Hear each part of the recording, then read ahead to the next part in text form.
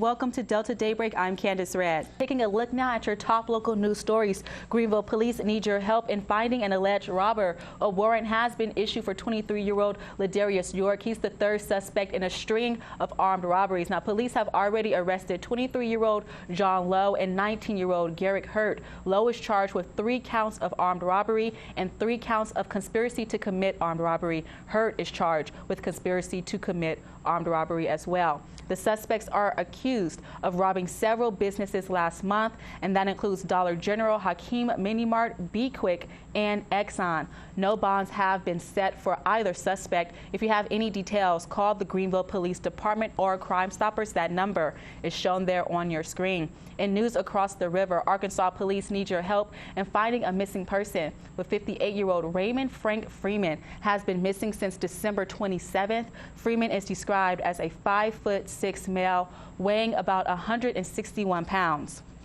Now, he has gray hair and brown eyes. We're told Freeman might be driving a green 2001 GMC extended cab pickup. The vehicle's Arkansas license plate number is 601UEV. If you have any information, call the Dumas Police Department. That number is shown right there on your screen. The Greenville Fire Marshal is investigating a suspicious apartment fire. The blaze happened yesterday morning, and that was in the 100 block of Arnold Avenue. When firefighters arrived, they saw heavy black smoke coming from the apartment complex. Now, it took crews about 10 minutes to extinguish the blaze. Fire Marshal Vernon Murphy says the major fire damage was in the back bedroom, but there were also smaller fires throughout the rest of the apartment. No injuries were reported. And no one is hurt after a manufacturing building catches fire. The fire happened yesterday at USG Interiors in Greenville. Now, according to the Greenville Fire Department, paper bales caught fire in a building located at the rear of the plant. We're told the fire was caused by welding. And keeping our eye on the mighty Mississippi, the U.S. Army Corps of Engineers says the river has crested on the Greenville gauge at 56.2 feet. Ernie Lentz is the public affairs liaison for flood fight. He says the river is scheduled to hold steady for a day or so before it begins to slowly fall. Lentz also says Greenville residents should not be concerned because the levee is working as designed. The U.S. Army Corps of Engineers is urging the public to stay off of the levee as a safety precaution. And there's a list of road closures to tell you about here in Greenville. Now, Treadway Road is closed, and that's between Murphy Road and Hollingsworth. Murphy Road is closed between Johnson Road and Delta City. Now, drivers can use Hollingsworth Road at this time. The traffic change is due to bridge repairs.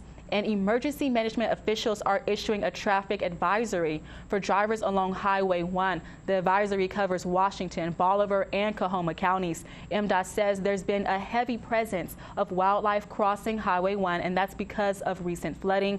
Drivers are urged to be on high alert. The United Way of Washington County hosted a recruitment dinner, and that was yesterday in an attempt to attract additional volunteers for an upcoming service event. Well, as Melanie Dodson reports, the agency is focused on giving back to the community. The United Way of Washington County is accepting donations to go towards serving the community. If you would like to donate or act as a volunteer, simply call the agency. That number is 662-332-5371.